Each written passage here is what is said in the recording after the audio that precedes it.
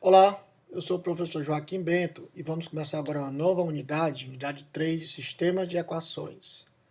Vamos começar com a parte 1, Introdução a Sistemas de Equações. Na unidade anterior, de raízes de equações, a gente determinava o valor de x que satisfazia uma única equação f de x igual a zero. Ou seja, você tinha uma equação com uma incógnita x e você queria achar o x tal que o f de x fosse zero. Agora, nessa unidade, nós vamos lidar com o caso que temos que determinar várias incógnitas, x1, x2 até xn, que simultaneamente satisfaçam um conjunto de equações agrupadas. Ou seja, você tem o f1 de x1 a xn igual a zero, f2 de x1 a xn igual a zero, até o fn de x1 a xn igual a zero. Esse sistema de equações eles podem ser lineares ou não lineares. Neste curso, nós vamos estudar apenas sistemas lineares.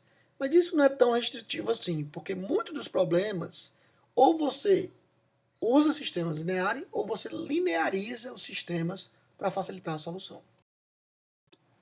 Como a gente já falou lá no começo do curso, sistemas de equações lineares são muito usados em várias aplicações de ciências, engenharias e outras áreas. Por exemplo, suponha esse circuito elétrico que contém várias resistências e uma única fonte de força, uma bateria, como mostra essa figura abaixo. Usando então as leis de Kirchhoff e Ohm, como já a maioria de vocês provavelmente já aprendeu, nós podemos escrever um sistema de equações lineares que governam esse circuito, onde o x1, x2, x3 e x4 são as correntes nas malhas no circuito, como está mostrado na figura, que é o que se deseja obter. Bom, então de uma forma geral, se você tiver um sistema linear com m equações e n variáveis, ele é escrito da forma mostrada, ou seja, você tem o A11x1 mais o A12x2 mais etc. até A1nxn igual a B1 na primeira linha, o A21x1, o A22x2 até o A2nxn igual a B2, e assim sucessivamente até a última equação, AM1x1, AM2x2, etc, etc, etc, até AMNxn igual a BM.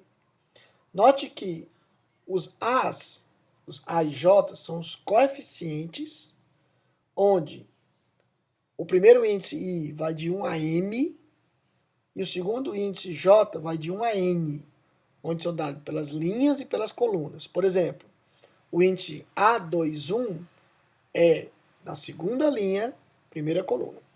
Já o XJ são as variáveis, as incógnitas, onde o J vai de 1 a N, x1, x2 até xn. E o BI são as constantes, os termos independentes, onde o I vai de 1 a M no número de equações.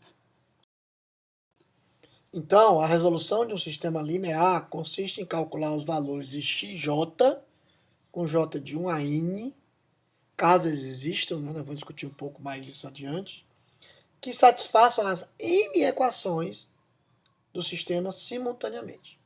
Bom, mas muitas vezes, principalmente computacionalmente, você trabalha com a notação matricial. Então, a notação matricial é A, matriz A, vezes o vetor x igual ao vetor b, onde a matriz A é chamada de matriz dos coeficientes, formada pelos coeficientes A11, A12 até A1n na primeira linha, etc. O x é o vetor das variáveis, que é x1, x2 até xn, e o b é o vetor constante, ou dos termos independentes, que é b1, b2 até bm. Então, você poderia chamar de x asterisco o vetor solução para o sistema, e x barra é uma solução aproximada para esse sistema. Mais adiante, nós vamos ver que isso em métodos numéricos, cálculo numérico, muitas vezes você usa uma solução aproximada. No caso, então, do circuito elétrico, que a gente olhou lá, você pode pegar o mesmo sistema elétrico dado naquela forma de sistema, e colocar na forma matricial, onde a matriz A é dada por esses termos, o vetor x é dado por x1 a x4, e o vetor b é de 300, 0, 0, 0. Então, se você pegar o sistema que estava lá e comparar com essa nossa matricial, se você fizer ax igual a b, vai dar exatamente o sistema que você tinha anteriormente.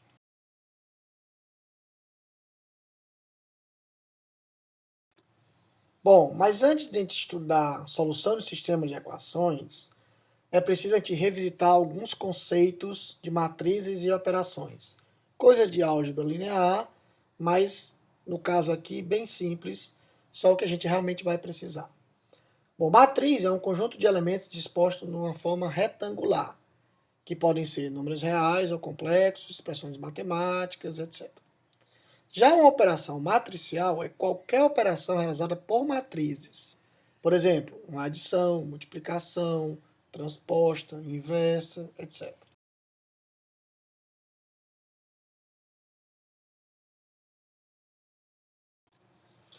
Com relação à definição de uma matriz, bom, a matriz, o tamanho ou dimensão de uma matriz é dado pelo número de linhas e colunas. Ou seja, uma matriz com m linhas e n colunas é uma matriz que se chama M por N. Se o M for igual a N, essa matriz é quadrada de ordem M ou de ordem N. Então a figura aí mostra um exemplo da matriz A. Os elementos de uma matriz eles são delimitados em geral por colchetes ou parênteses. E um elemento é referenciado por dois índices, como eu já falei. O primeiro indica a linha e o segundo a coluna. Ou seja, o elemento A1, 2 é da primeira linha e da segunda coluna de A.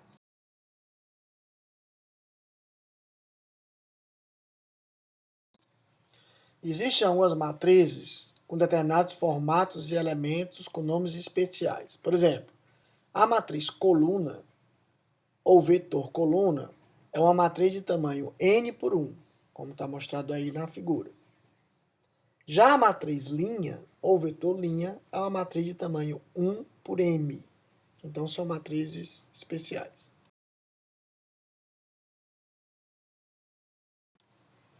Ainda sobre tipos de matrizes especiais, a matriz diagonal é uma matriz onde todos os elementos fora da diagonal principal são nulos. Ou seja, os elementos D, I e J são iguais a zero se o I for diferente de J. Já a matriz identidade é um tipo especial de matriz diagonal, onde os elementos da diagonal são iguais a 1. Ou seja, o E e J é igual a 1 se o I for igual a J. E o E e J é igual a 0 se o I for diferente de J. Por exemplo, o E22 é 1, o E33 é 1, já o E32 é 0, o E23 é 0, e assim sucessivamente. Outro tipo importante de matriz, que nós vamos usar muito nessa unidade, é a matriz triangular. Ela pode ser de duas maneiras. A triangular inferior, como o nome está dizendo, é que só tem termos abaixo da diagonal. Ou seja, todos os elementos acima da diagonal principal são zero.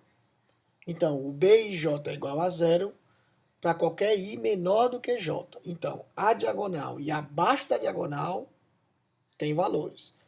Os elementos acima da diagonal são nulos. O outro tipo de matriz triangular é a triangular superior, que, como o nome está dizendo, só tem elementos na diagonal ou acima da diagonal. Ou seja, todos os elementos abaixo da diagonal principal são iguais a zero. Então, os elementos C e J são iguais a zero para qualquer I maior do que J.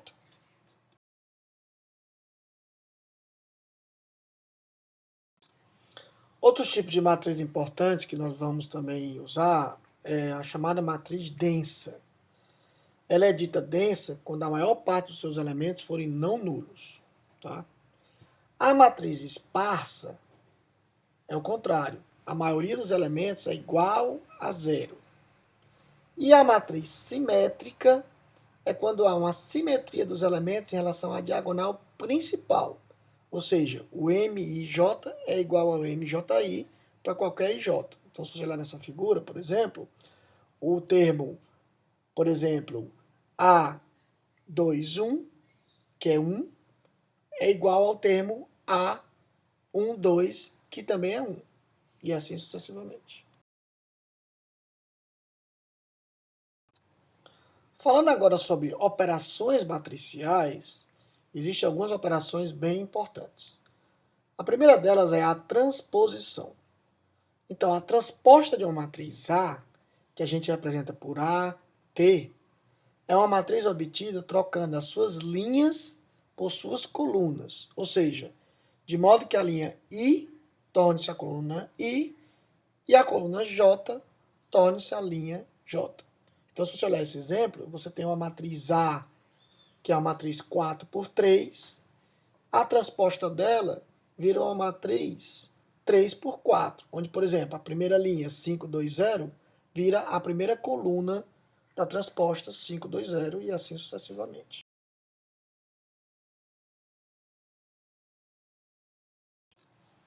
Com relação à adição e subtração, o conceito é bem simples. Então, se A e B forem matrizes de uma mesma dimensão M e N, ou seja, tem que ter a mesma dimensão, então a matriz C, que é dada por A mais B, também será uma matriz M por N. Tal que cada elemento C e J é dado pela soma do A e J mais o B e J. Então, se eu olhar nesse exemplo da matriz A e da matriz B, então, por exemplo, o primeiro elemento, o A1, vai ser 8 mais 1, que dá 9. E no caso da subtração, é a mesma coisa, só que com sinal trocado, ou seja, os termos de B seriam com menos 1. Então, apenas matrizes do mesmo tamanho ou da mesma dimensão podem ser somadas ou subtraídas.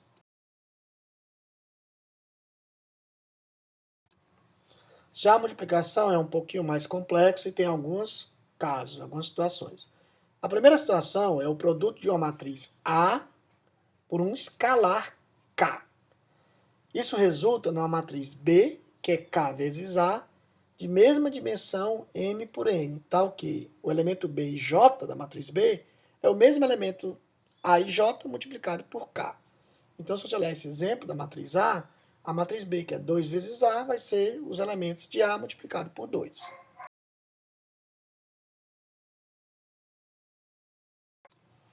Já se você for fazer a multiplicação de duas matrizes, ou seja, o produto de uma matriz A, M por P, por uma matriz B, P por N, resulta da matriz C, que é a multiplicação de A vezes B, por M por N. Ou seja, as colunas de A, P, tem que ser igual às linhas de B, P, para que dê a solução. Ou seja, o C e J vai ser um somatório de I a P, de A e K, BKJ, com o I de 1 a M e o J de 1 a N.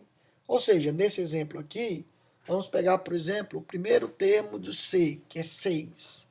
Ele vai ser dado pela primeira linha de A vezes a primeira coluna de B, ou seja, 2 vezes 1, mais 1 vezes 4, mais 0 vezes 3, que dá exatamente o 6.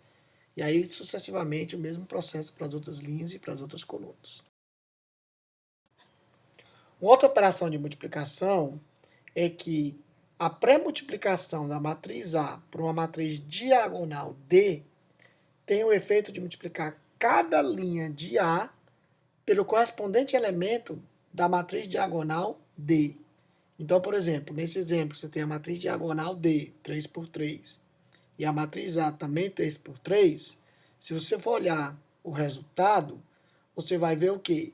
Que a primeira linha é multiplicada por D11, a segunda por D22 e a terceira por D33. Por que isso é importante? Porque suponha que você tem uma matriz A muito grande, 1 milhão por 1 milhão, multiplicado por uma matriz diagonal. Você não precisa fazer aquela multiplicação da maneira convencional. Basta você pegar os elementos da diagonal e multiplicar direto os termos de A. A mesma ideia vale para pós-multiplicação, ou seja, a pós-multiplicação de uma matriz A por uma matriz diagonal D tem o efeito de multiplicar cada coluna de A pelo correspondente elemento da matriz diagonal D. Ou seja, agora eu tenho a matriz A e a matriz D é pós-multiplicada. Então você pega a matriz A e vai multiplicando as colunas. A primeira coluna por D1, a segunda coluna por D22, a terceira coluna por D33. Também é importante, primeiro, o princípio de que você pode ter uma matriz A muito grande. Note que, normalmente, o A vezes B é diferente do B vezes A, ou seja, não é uma operação comutativa.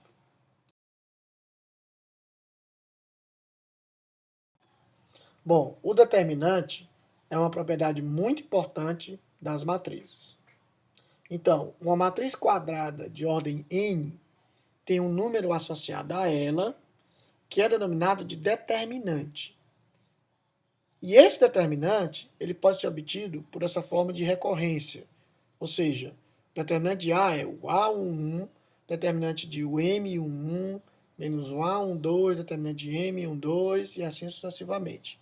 Onde esse M e J é a matriz de ordem n-1, ou seja, de ordem inferior, resultante da operação de remoção da linha I e da coluna J da matriz A.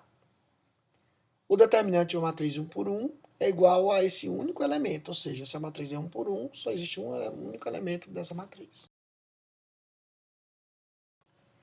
Bom, então o determinante de uma matriz 1 por 1 é o próprio elemento da matriz, ou seja, o determinante de A é igual a A1. Se a matriz for 2 por 2, seguindo a fórmula de recorrência, você pega, por exemplo, o elemento A11, elimina a linha e a coluna, vai dar uma submatriz formada por um único elemento A22, que o determinante é o próprio elemento A22. A mesma coisa com o A12, eliminando a linha e a coluna, vai dar o elemento A21. Então, o determinante de A é dado por A11, que multiplica A22, menos o A21 vezes A12, que é a mesma coisa de multiplicar a diagonal principal menos a diagonal inversa. No caso da 3 por 3, segue-se o mesmo processo, ou seja, você pega o elemento A11, elimina a sua linha, a sua coluna, só que agora a submatriz resultante vai ser uma submatriz 2 por 2, que você teria que calcular o determinante para multiplicar por A11. A mesma coisa com o A12, que você elimina a linha, a coluna, dá uma submatriz 2 por 2, e com o A13. Note que você pode fazer isso recursivamente, ou seja, suponha que seja uma matriz 4 por 4. Na hora que você eliminar a linha, a coluna do A1, vai dar uma submatriz de ordem 3, que para calcular o determinante, por sua vez, você pode usar uma matriz de ordem 2 e assim sucessivamente. Veja que esse processo é um pouco complexo.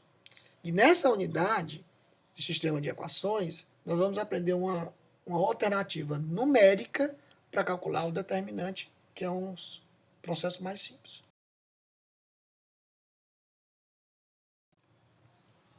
E o determinante, se ele é igual a zero, a matriz A é dita singular, ou seja, muitas vezes você não tem solução para vários problemas.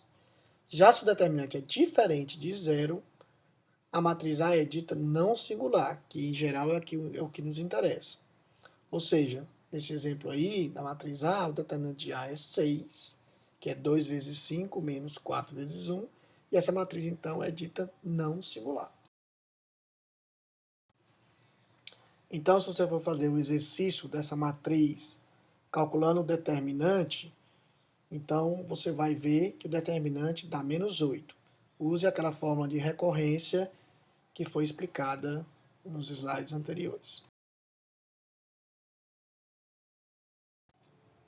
Ainda sobre operações matriciais, um conceito muito importante é sobre linearmente dependente ou linearmente independente posto.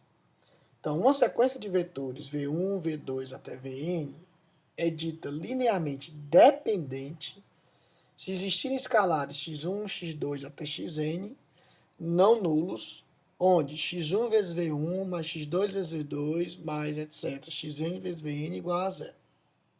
Agora, se essa igualdade mostrada só se verificar com xi de 1 a n iguais a zero, então esses vetores V1, V2, Vn são linearmente independentes. Ou seja, a única condição para que isso seja zero é se o xi fosse zero. Então, o posto de uma matriz A, ou seja, uma matriz AM por N, chamado de posto de A, é o número máximo de vetores linhas ou colunas de A linearmente independentes. Então, o posto de A é menor ou igual ao mínimo de Mn.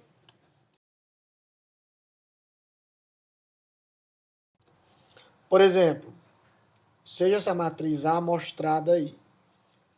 Se você olhar bem, a linha 2 e a linha 4 da matriz A, elas podem ser obtidas a partir da linha 1 e da linha 3, por uma combinação linear. Ou seja, a linha 2 é a linha 1 mais a linha 3.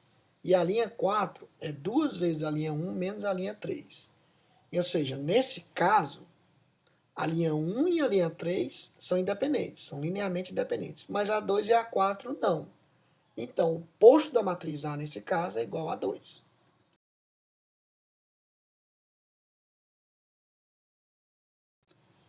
Já o traço, no caso, o traço de uma matriz quadrada A é a soma de todos os elementos da sua diagonal principal. Então é bem simples, ou seja, é o somatório de 1 a n de A e I. Então, por exemplo, nessa matriz aí, o traço é 5 mais 3 mais 9, que dá 17. Bom, a inversa, que também é outra matriz muito importante, a inversa de uma matriz quadrada de ordem n, ela é representada por A menos 1, e é definida de tal maneira que a matriz A multiplicada pela sua inversa é igual a sua inversa multiplicada por A, que é igual a matriz identidade de ordem n. Ou seja, se eu tiver uma matriz 3 por 3, você vai ter uma matriz A 3 por 3, uma inversa 3 por 3, a multiplicação delas vai dar uma identidade 3 por 3. Nesse caso, a lei comutativa existe para o produto de uma matriz pela sua inversa, ou seja, tanto faz multiplicar antes ou depois, que vai dar a identidade.